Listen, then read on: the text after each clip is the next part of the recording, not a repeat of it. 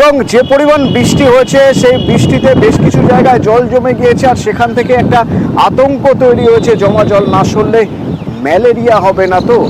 ম্যালেরিয়ার মশার লার্ভা সেখানে জন্মাচ্ছে, ঠিক যেমন উল্টোডাঙায় একবার দেখুন অরবিন্দ সেতুর নিচে কি অবস্থা, সেখানে জঞ্জাল হয়ে রয়েছে, মাটির পাত্রে জল জমে রয়েছে, মশার লার্ভা জন্মাচ্ছে বলে অভিযোগ করছেন স্থানীয়রা।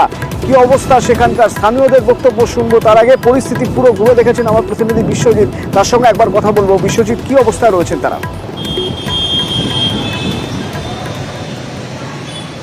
একদমই অন্যতম জনবহুল এলাকা অরবিন্দ সেতু, আর ঠিক অরবিন্দ সেতুর নিচে কলকাতা পুরসভার যে জায়গা, সেই জায়গাতে ঘেরা জায়গা রয়েছে, সেখানেও পুরসভায় যেমন অন্যান্য লোকজন বাস করছে, তেমনি জঞ্জাল আবর্জনা বিভিন্ন প্ল্যাকার্ড সেগুলো রাখা রয়েছে, মাটির ভার রয়েছে। সেখানে যে সেতু থেকে চুইয়ে চুইয়ে জল পড়ছে, সেই জল জমছে, সেখানে আমরাও ক্যামেরায় আমাদের দেখা যাচ্ছে মশার লার্ভা জন্মাচ্ছে।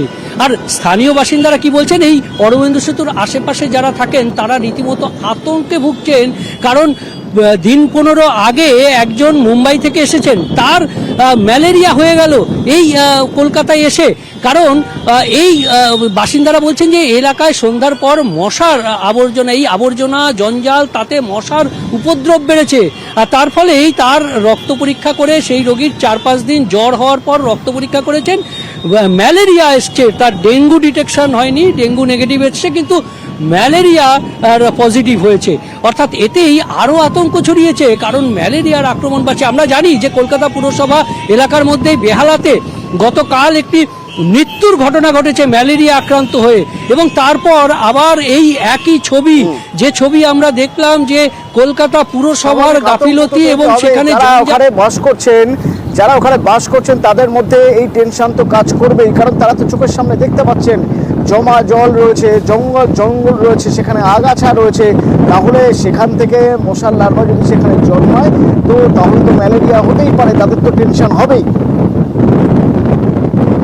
ধরে জ্বর এসছে রীতিমতো, তারপরে ডাক্তার দেখাই, ব্লাড টেস্ট করে ম্যালেরিয়া পাওয়া গেছে। হ্যাঁ, পাশাপাশি একটু আছে জঞ্জল হতে হবে। আর পৌরসভা থেকেও আজকে এসেছিল, ফোন টোন করেছে, ওরা বলেছে দেখবে, ইন্সপেকশনটা করবে ওরা।